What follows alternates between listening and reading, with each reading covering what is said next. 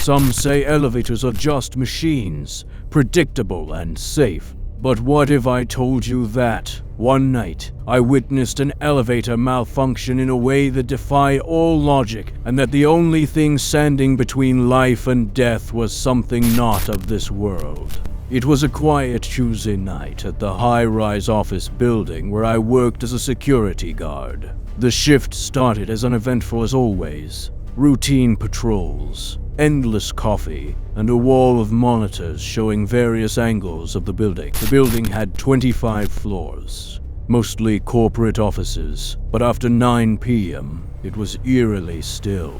Only a few night workers occasionally passed through, and I'd gotten used to the silence. It felt almost peaceful until that night. Around midnight, a maintenance request came through for the elevators. Apparently, one had been acting up during the day, but it hadn't seemed serious enough to shut down. My supervisor assured me it was fine, but I couldn't shake the feeling that something wasn't right.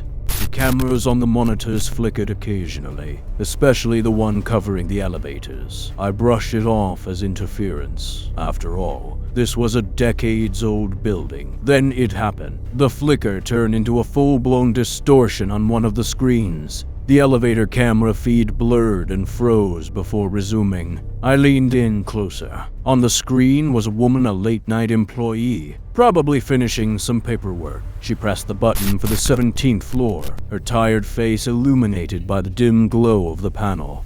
But as the doors closed, I noticed something strange. For a split second, there was a shadow. It was faint, but unmistakable. Standing behind her in the corner of the elevator, I blinked, thinking my eyes were playing tricks on me. But it was gone. The elevator began to ascend, but as it reached the 12th floor, it jolted violently. The woman stumbled, gripping the handrail, her face filled with panic. I reached for the emergency call button at my desk to connect to the elevator's intercom, but before I could, the lights inside the elevator went out. The feed turned static for several seconds and my stomach churned. When the camera came back on, the elevator was dropping fast. I could hear her screaming faintly through the audio feed, her hands clutching the rail as the elevator plummeted. My heart raced as I called maintenance, but no one answered.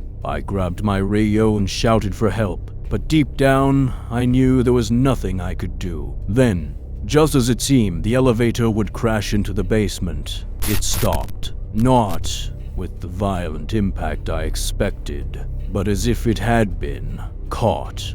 I stared at the monitor, my breath caught in my throat. The woman inside was shaking, her knuckles white as she held onto the rail. The emergency lights flickered back on, casting a faint red glow. But something was wrong. The shadow was back. This time, it was more distinct. It stood behind her, tall and motionless. It wasn't a trick of the light or a glitch in the feed. It was there. I froze, my hand hovering over the intercom button.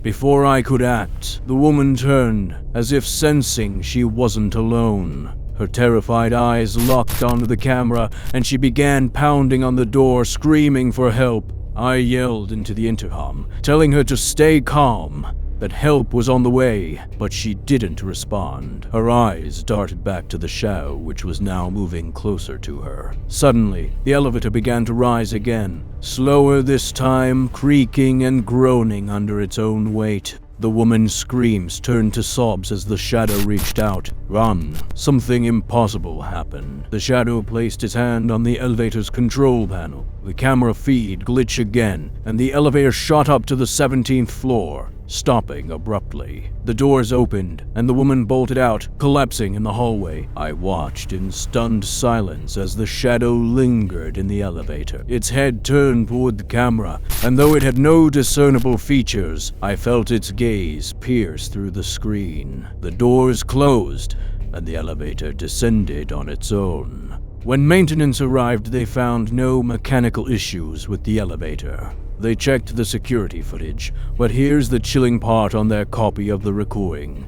There was no shadow. The woman quit her job the next day. She claimed she felt something cold brush against her as she ran out of the elevator. And since then, she's been plagued by nightmares. I'll never forget that night. To this day, when I step into an elevator, I can't help but glance over my shoulder, wondering if I'll see it again. If you enjoyed this story and want to hear more terrifying tales, check out the next video on my channel about a spine-chilling forest encounter that left a hiker questioning